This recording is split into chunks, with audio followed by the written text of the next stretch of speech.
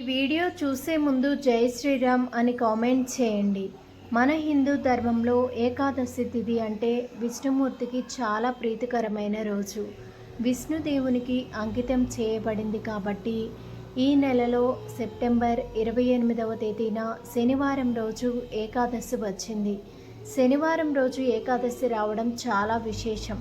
కాబట్టి ఇంతటి విశేషమైన ఈ ఏకాదశి రోజున పూజలు చేయడం వల్ల వెంకటేశ్వర స్వామి అనుగ్రహాన్ని పొందవచ్చు.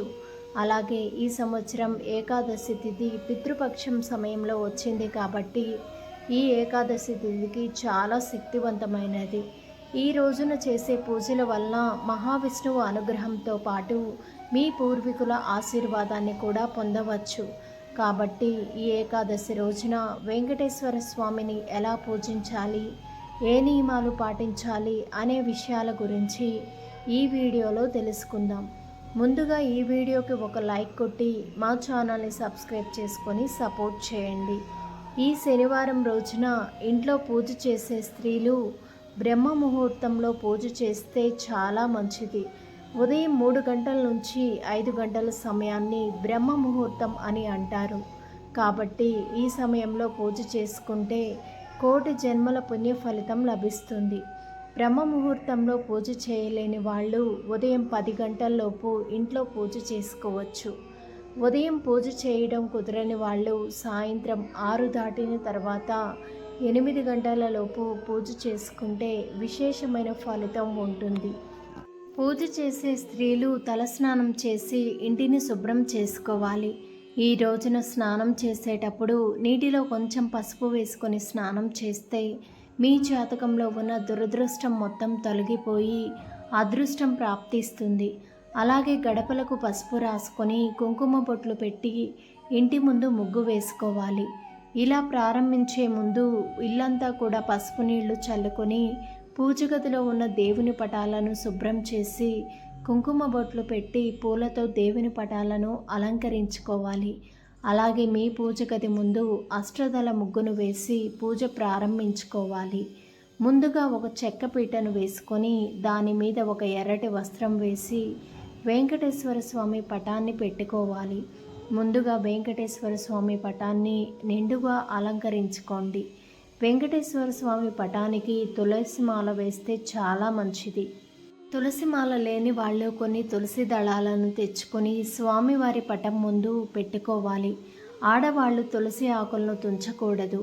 మగవారు మాత్రమే తులసి దళాలను తుంచాలి. స్వామివారికి తులసి మాలను వేయకపోతే మీ దగ్గర ఉన్న నగలతో స్వామివారి చిత్రపటాన్ని అలంకరించండి. తర్వాత కలశం ఏర్పాటు చేసుకోండి. ఏకాదశి రోజున ఇంట్లో పూజ చేసేటప్పుడు పూజలో కలశం ఏర్పాటు చేసుకుంటే చాలా మంచిది. కాబట్టి ఒక రాగి చెంబు కానీ ఇత్తడి చెంబును కానీ తీసుకొని పసుపు రాసి కుంకుమ బొట్లు పెట్టి అందులో కొన్ని నీళ్లు పోసి పసుపు కుంకుమలు కొన్ని రూపాయి నాణాలను వేసి ఈ కలశం పైన ఒక కొబ్బరికాయను పెట్టుకోండి. ఈ విధంగా కలశాన్ని ఏర్పాటు చేసుకోవాలి. ఏకాదశిలో పూజలో కలశం ఏర్పాటు చేసుకుంటే మీరు చేసే పూజకు రెట్టింపు పుణ్య ఫలితం లభిస్తుంది. కలశంలో త్రిమూర్తులు నివసిస్తారు కాబట్టి కలశం పెట్టలేని వాళ్ళు ఒక రాగి చెంబు నిండా నీళ్లు పోసి పూజ గదిలో పెట్టుకొని పూజ చేసుకోవచ్చు. ఇక పూజ ప్రారంభించే ముందుగా గణపతిని పూజించాలి. కాబట్టి పసుపు గణపతిని తయారు చేసి వెంకటేశ్వర స్వామి వారి పటం ముందు పసుపు గణపతిని ప్రతిష్ఠించుకొని పసుపు కుంకుమలను వేసి పుష్పాలను సమర్పించి గణపతికి నమస్కారం చేసుకోండి. ఇక ఏకాదశి రోజు వెంకటేశ్వర స్వామి పూజలో పిండి దీపాలను వెలిగిస్తే చాలా మంచిది. కాబట్టి బియ్యం పిండితో కానీ గోధుమ పిండితో కానీ 3 పిండి ప్రమిదలను తయారు చేసి అందులో నువ్వుల నూనెను పోసి ఒక్కొక్క దీపంలో 2 వత్తులను వేసి దీపారాధన చేసుకోవాలి.